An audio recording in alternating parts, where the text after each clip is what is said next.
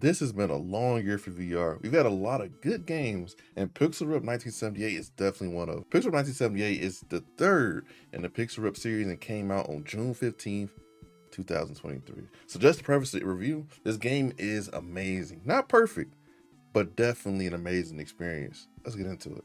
In Pixel Rip 1978, you play as a video game heroine named Dot. Dot is tasked by her mentor named Master to defeat the evil villain Cyber Lord and save Far Off Land. To do this, Dot must travel in time and get help from her Pixel Rip creator, Bug.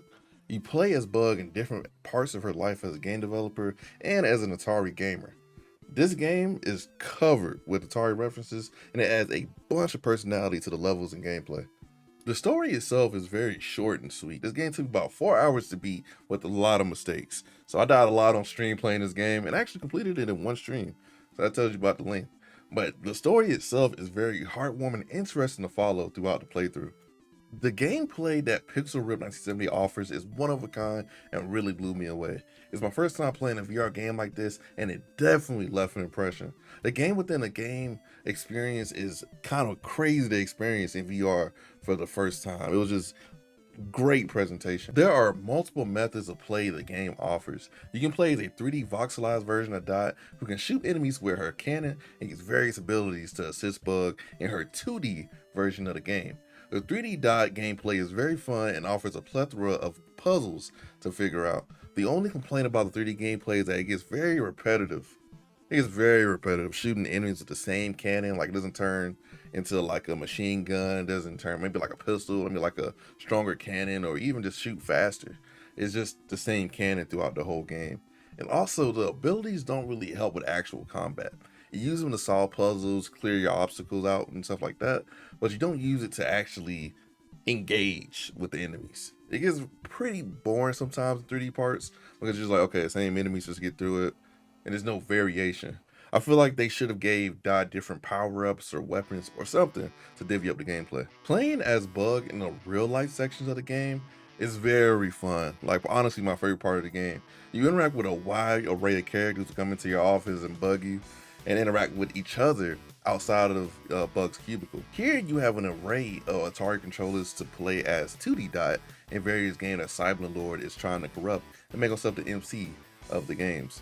Another cool thing about these sections is that the random phone calls you get actually contain messages from random VR YouTubers.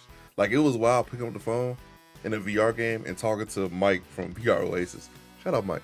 I absolutely love when devs pay homage to the community like this. There are points in the game where the game actually spills out to the real world and you get to interact by using your hand or throwing objects at certain enemies, which are usually bugs with most of those parts of the game. This blew me away and made me fall in love with it. Mixing 2D and 3D elements is always a big plus in my eyes. The only thing I hate about the bug sections is using the controller and moving your hand away from it. Sometimes I miss critical moments where I needed to move 2D Dot and hit an ability button that you get, and the controller gets stuck on my hand in VR.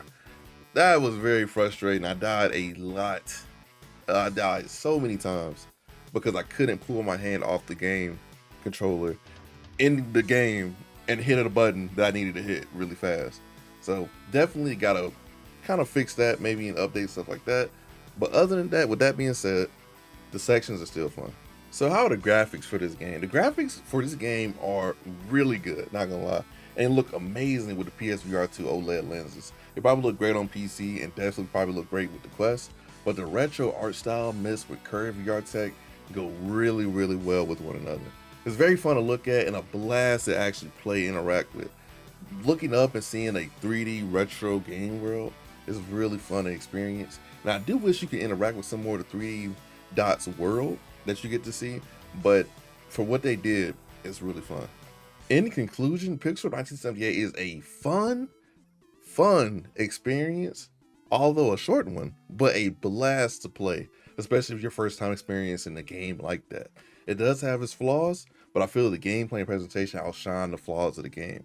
I definitely would go back and play the first two games, but if you like retro games, definitely pick this one up on the PlayStation Store, especially if you're on people who are new to VR with the PSVR 2.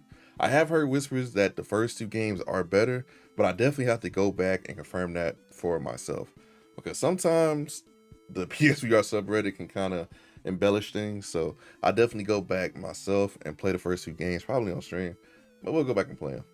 The game is a bit short, I will admit, but for $25, I didn't mind, since a lot of VR games are kind of more on the expensive side, 20, 30, 40, and being notoriously short. So I'm kind of used to it with VR games. It's not, it's not obviously not a right thing, but it's kind of the status quo.